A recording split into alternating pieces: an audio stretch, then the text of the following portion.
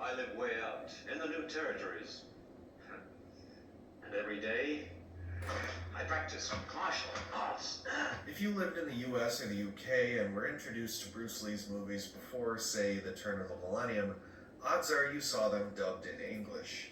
While it's kind of unfashionable nowadays, dubbing was once considered an essential step in making any foreign language film commercially viable with a mainstream audience. It wasn't just genre pictures either. Italian neo-realist films like Rome Open City and Bicycle Thieves, as well as masterworks by Kurosawa and Bergman, received theatrical releases beyond the art house circuit with dubbed English soundtracks. While often dismissed as misguided or insulting today, at the time such a costly undertaking represented a vote of confidence in a film's commercial potential. By the time Bruce Lee began making movies for Golden Harvest, dubbed imports of less highbrow foreign films had become routine enough in English-speaking countries that movie studios in East Asia had begun having potentially exportable films dubbed into English preemptively. These export dubs were sometimes screened in English-speaking markets, but were also often translated into other languages where it might be easier to work from English. They might be used as a basis for a new dub in the local language, or just shown with subtitles. In fact, Japanese audiences first saw Bruce Lee's movies in English with Japanese subtitles. Oh, I see. And you believe what you were told? Two of the first firms to specialize in this type of work, both founded around the beginning of the 1960s, were William Ross's Frontier Enterprises in Tokyo and Hong Kong's Axis International, founded by British intelligence officer turned radio broadcaster Ted Thomas.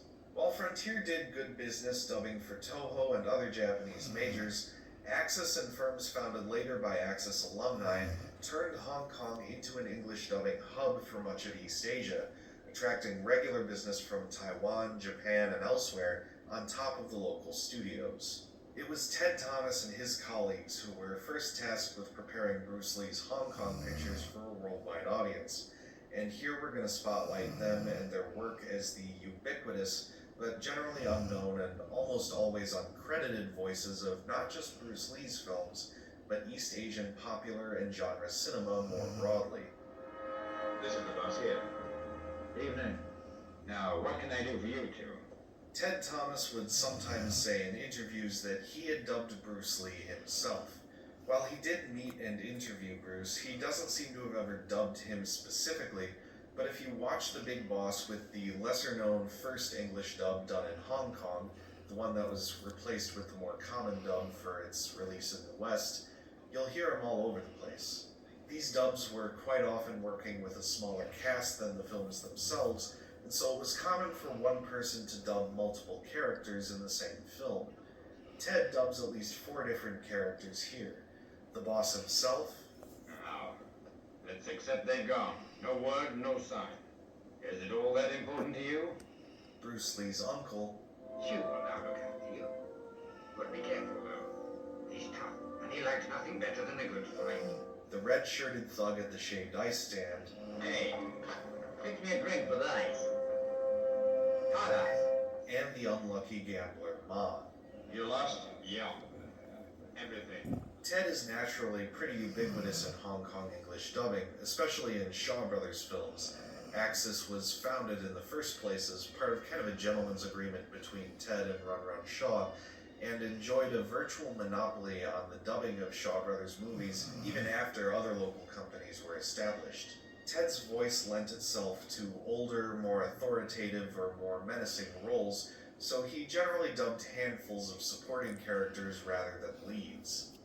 Cummings had 3 years of training with Shen Jinpei. It's made a big difference. But you're suggesting it as a dishonorable trick. Surely you don't think that stoop so low. I suddenly realize what mean guys these 3 Japanese fighters are. And I couldn't work with them anymore. General Yin, I knew that you'd prepare a warm welcome here for the Lord General. This boy is not a rebel. He was another shopkeeper right here in town. Oh, see, taking an interest in the business now, eh? We have only 35 chambers. There is no 36. One extreme example is Heroes of the East, where all but one of the Japanese fighters seem to be Ted doing different voices. Well, now, I've got to see. Peter. Me too. Teacher? Me too. Teacher. I'll go too. Peter. I will go as well. I'll go too, teacher. I'll go too, teacher. And I'll go too, teacher. Strangely enough, the Shaw Brothers monster film in which Ted actually appeared on screen, The Mighty Peking Man, was dubbed in Paris, robbing Ted of the opportunity to dub himself. Ted largely retired from film dubbing in the early 80s, but remained in Hong Kong for many years, working in public relations. Once in a blue moon, he'd still appear in a film or in a dub. He's in the DVD-era redub of Wheels on Meals. He passed away in Thailand in November 2022 at the age of 93. Like Ted, a lot of the most prominent voice actors in the Hong Kong scene had day jobs in broadcasting and dubbed films as a side hustle. Australian-born Warren Rook is another example. He was Radio Television Hong Kong's news editor and a prolific film dubber. He voices the ice factory manager. Selling ice doesn't make much money. Selling drugs does. That is, done on a large scale, it does. As well as Cousin Ah Shan. They both got called to stay behind after work to see the manager. While this is the only Bruce Lee film he dubbed, he was in plenty of other films, and despite his pretty distinctive voice, he was especially versatile. He's good both in